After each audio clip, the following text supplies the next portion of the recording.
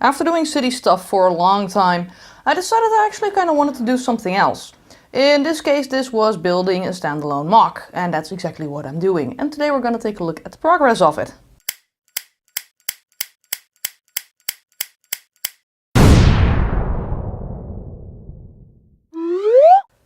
Since this MOC does not fit on my Lego City background, since the streets aren't wide enough, I decided to shoot somewhere else today, and in this case that's the dining room table. So as you can see, I am building a medieval village. Well, you can't really see it yet, but that's where I'm going, what I'm going for. This medieval village is, well, basically inspired by nothing. I just always loved medieval villages. I love the entire style in Lego. I decided I wanted to try to do something different, something with different building techniques as well to develop my skills. So therefore, I'm building this. It's a standalone MOC, so it's not going to show up somewhere in my city. It's also very much a work in progress, so yes, I know there's not much on it on there yet. I also know that a lot of things are not finished yet. They're not perfect yet. I'm going to tweak and stuff, but this is just a first update, and I will keep you updated in the following weeks. So for this MOC, I started out, well, with a 48 by 48 base plate. I'm already thinking of expanding it, but that's something for the future, not now. So for now it's on a 48 by 48 gray base plate. Well, I started out with basically a foundation and some plates on it, and you can see a little bit of that if I just get some of this out, which is of course a hassle. Oh, there we go. And now you can see a little bit of the underlying part. So this is a foundation and then some plates. Yes, these are different colored plates. That has a reason, because you're not going to see those anyhow. So it doesn't matter which color you use. In this case, I had a lot of gray plates, so I used gray. So that's what you can see. And on top of that is the green foundation. So that's my basis here. And then I'm going to put this part back in, which unfortunately is not all that hard. Now you can also see that this part is not finished off yet, because this is where I still need tiles. I don't have those yet. I did order them, so probably in the next update you're going to see that this all is being tiled, just like the front over here. This is all tiles too. Now some other thing you can see here, don't fall off please, is some other layers of plates down here. I started out with a river. Of course, because that's, well, medieval villages are usually built around rivers.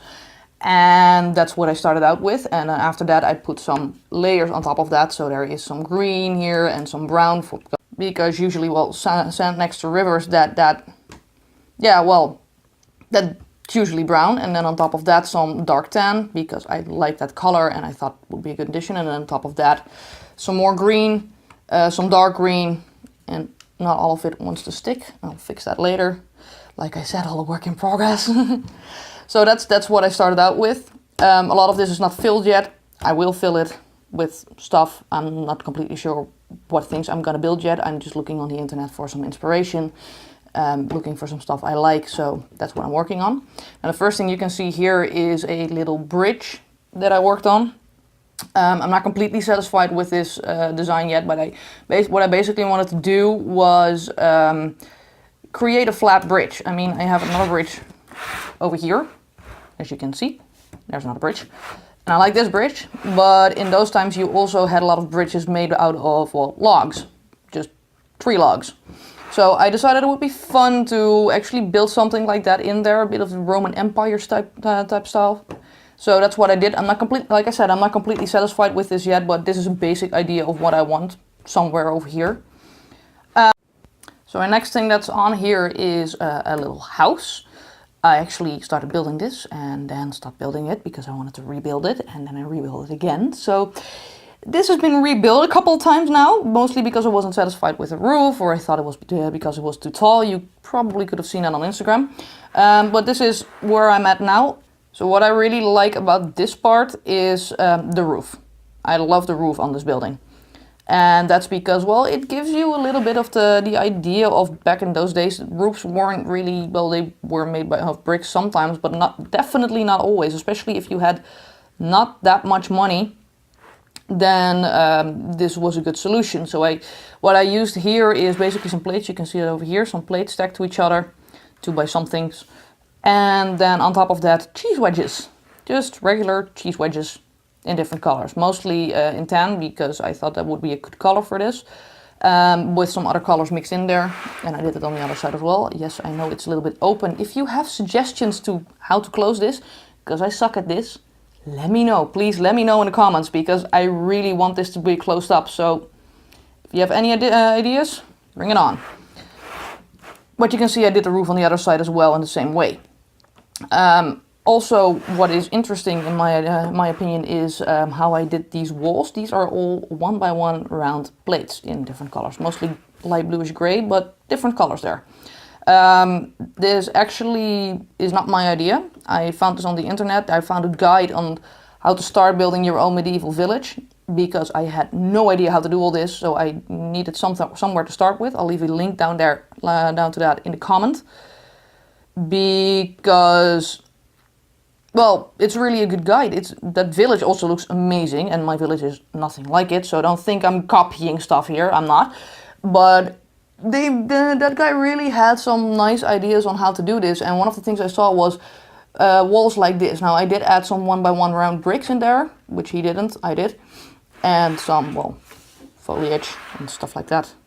So you can see different things here.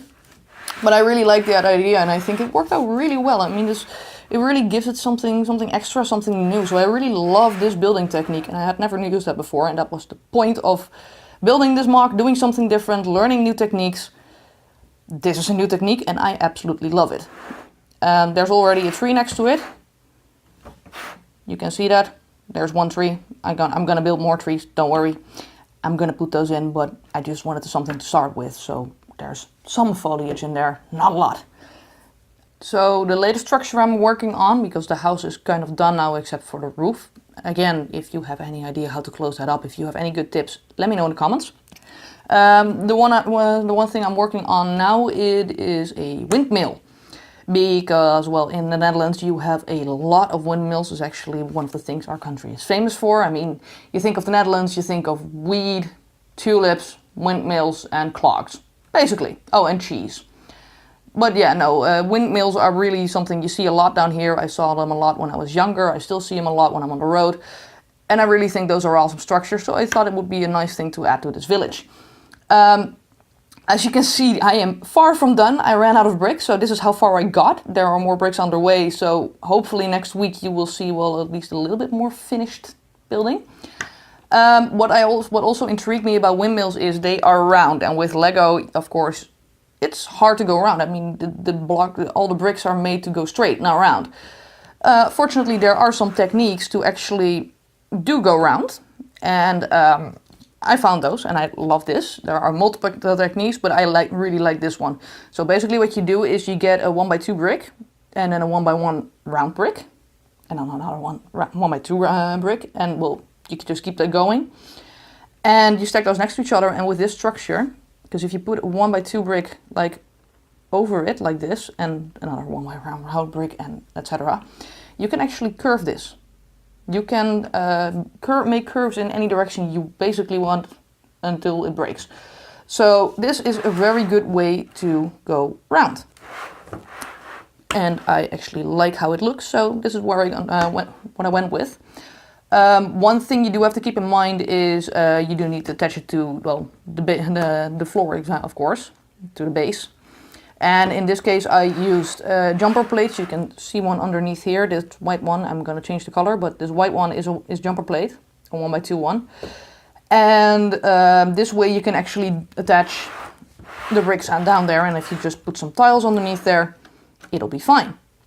Then it will just stay put. See, it's not going anywhere.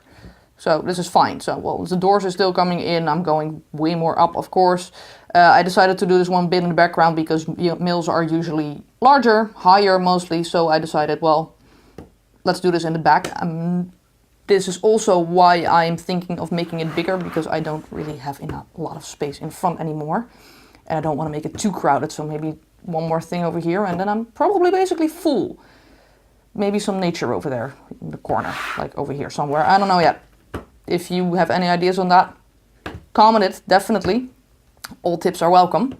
But I might just add another one of these plates next to it and make it a little bit bigger, so then you have something over there in the corner. You have a start of a village here and then maybe work this out a little bit. I'm not sure yet. It's probably what I'm gonna do, but I definitely want to finish this windmill first, and if I am gonna extend it, I'm gonna need a lot more blades.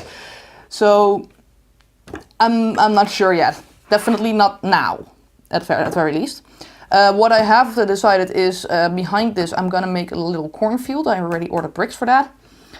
Since windmills are usually, well, used to, well, for corn. So that's exactly what I'm gonna do. I'm gonna put some corn back here. I might make a dirt road. Like I said, maybe something over here as well, because the windmill is gonna be way high up, so you're gonna see that anyhow. And then maybe extend it, I'm not sure yet. But yeah, that's basically where I'm at now with this MOC. I'm fairly happy with the progress I've made. This is, well, a couple of weeks and mostly waiting time for bricks. So, because I keep running out of bricks. I don't have a large database of bricks just yet. I know that some of you have closets filled. I don't have the space for that, unfortunately. So that ain't happening for me yet. So I'm basically ordering what I need and then just doing it as I go. What I mostly really like at the moment is, well, the house and the bridge. And, well, I'm very curious how the windmill is going to look. I mean, the brick should come in somewhere this week, so I'm probably going to be building somewhere in the weekend and expand it all. So this is where I'm at now. So that was it for me today. If you liked the video, please give it a thumbs up. If you want to see more videos like this or well, reviews, because that's what I do as well, then click subscribe. I'm going to be back on Thursday with a new review. It's going to be one of the Avengers sets, the new ones. And I will probably be back with an update about this city next week. Maybe a little bit later, but probably next week. So if you don't want to miss that, hit subscribe. And thanks for watching, guys. I'll see you guys next time.